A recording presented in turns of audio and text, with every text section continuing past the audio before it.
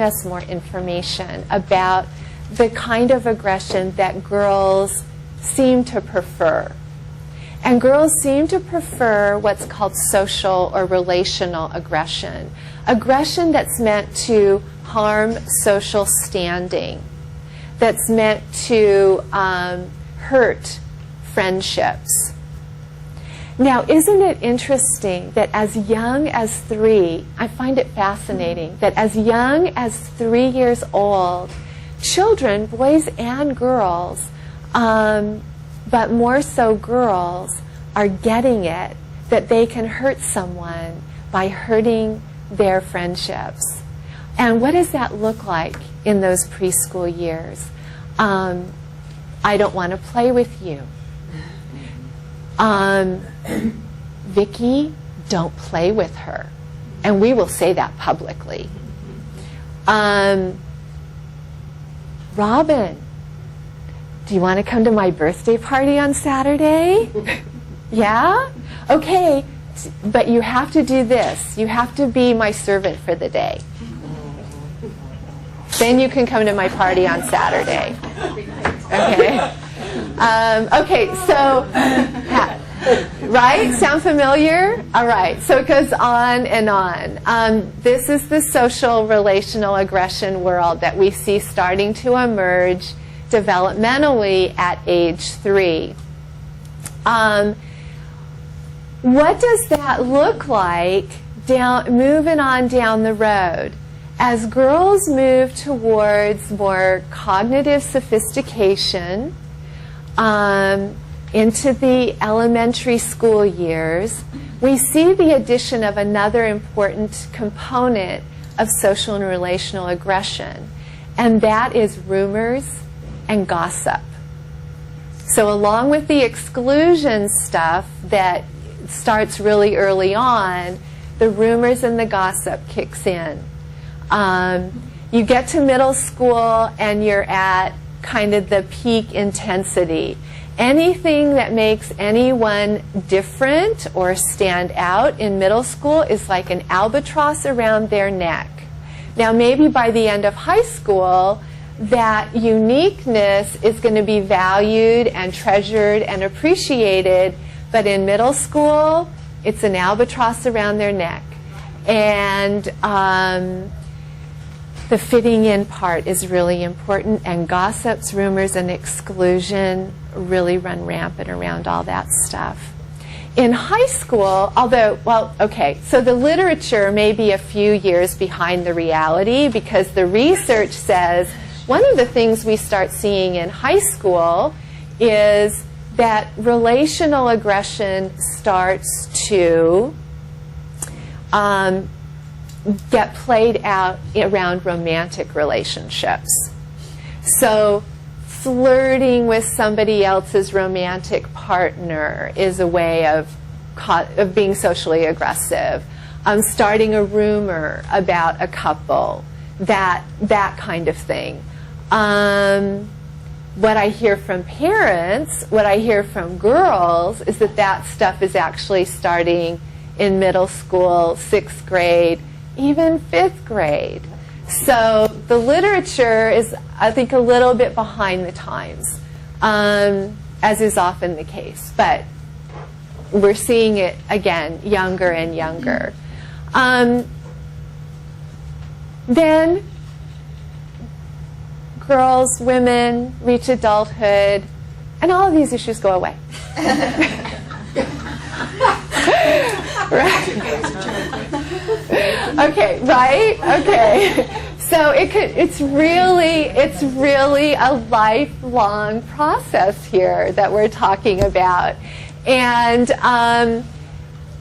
you know, one of the things that I often do some consciousness raising with parents is talking about the role modeling that they are doing. They may not think the children are listening. They may think the kids are in the other room doing something else, watching TV, being on the computer, but you can be sure that one eye and one ear at least are peeled and attending to the gossip of mom or dad on the phone, the exclusionary comments, the social relational aggression that's getting played out amongst the adults. Parent cliques in schools. Be aware. Pay attention. Parents supporting each other, being there for each other, good thing. Parent clique, not so good thing. So really helping parents raise their own personal awareness. I call it doing our own work. That as parents, as educators, as psychologists, mental health professionals, doing our own work is so, so important. Looking at the ways that we live out social and relational aggression in our own lives, because we still do. And thinking about how we are inclusive or how we are exclusive is vital in terms of what we role model to children, what we're able to even share with them about our own process. If they do overhear us gossiping, what do we do with that? How do we help that be a teachable moment? And if we're not aware, if we're not doing our own work, then it really inhibits our capacity to have those very real, very honest conversations with our children that we need to have. I know, there's the parent on the cell phone. I also know, I'll just give you one example from a school that I did some work with. They shared with me that they had a teacher lounge adjacent to the nurse's office with a door that went between the two. And one day that door was left open and the teachers were gossiping about a colleague, and a child was in the nurse's office overhearing this trash talk about his favorite teacher, and it was devastating for him.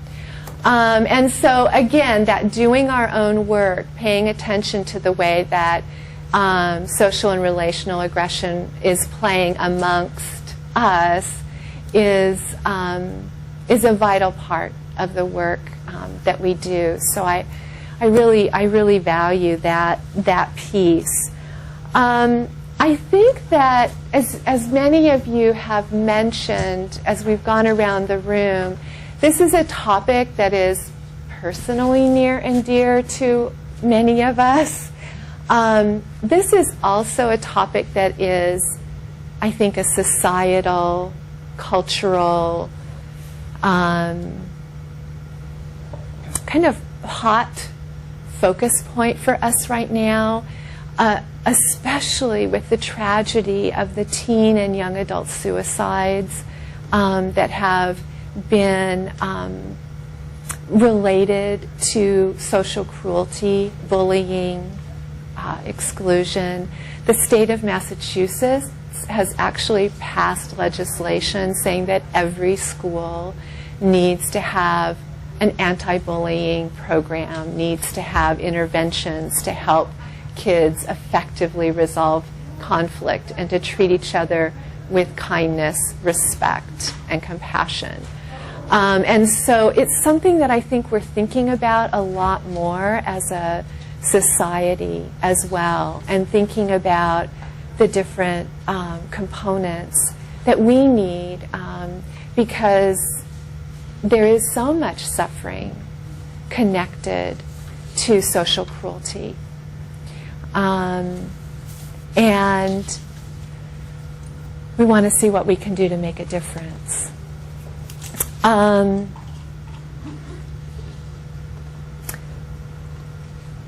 What?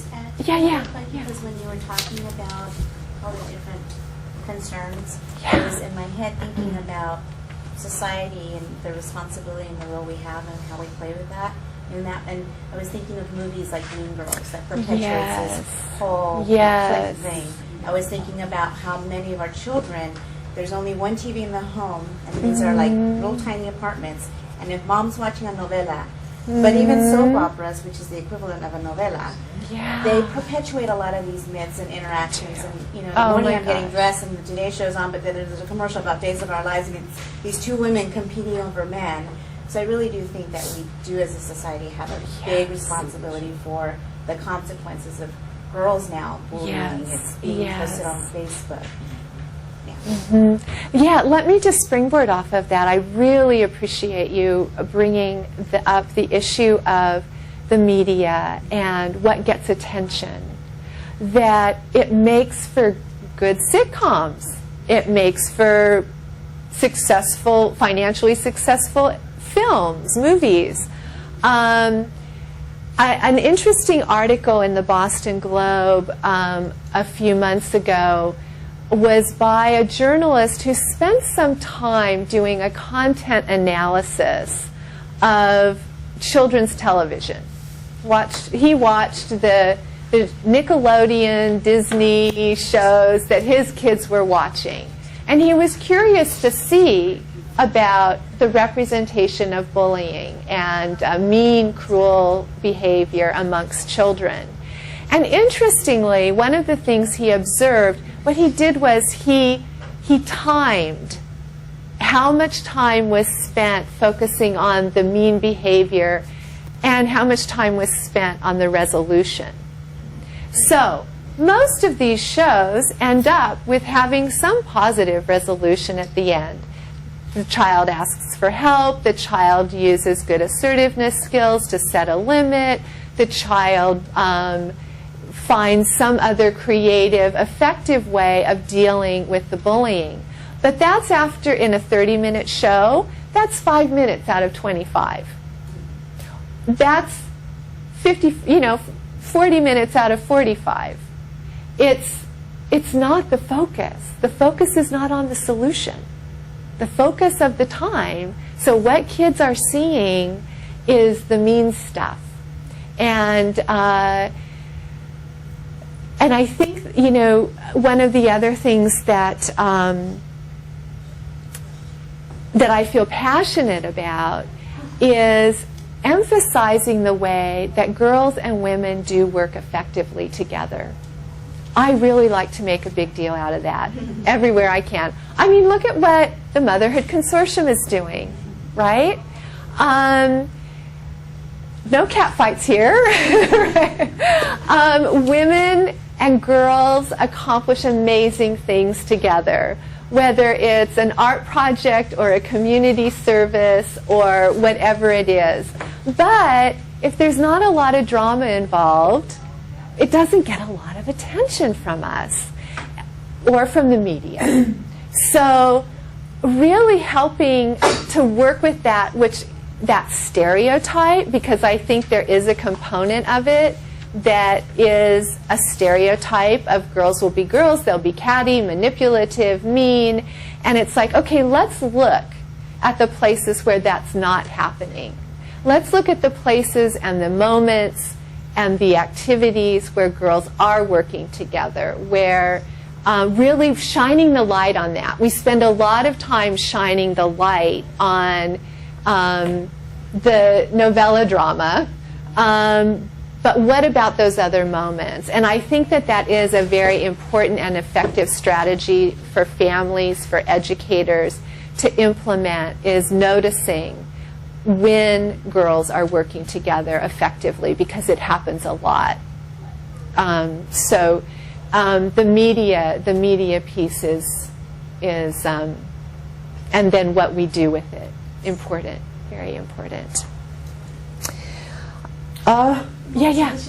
Roberta.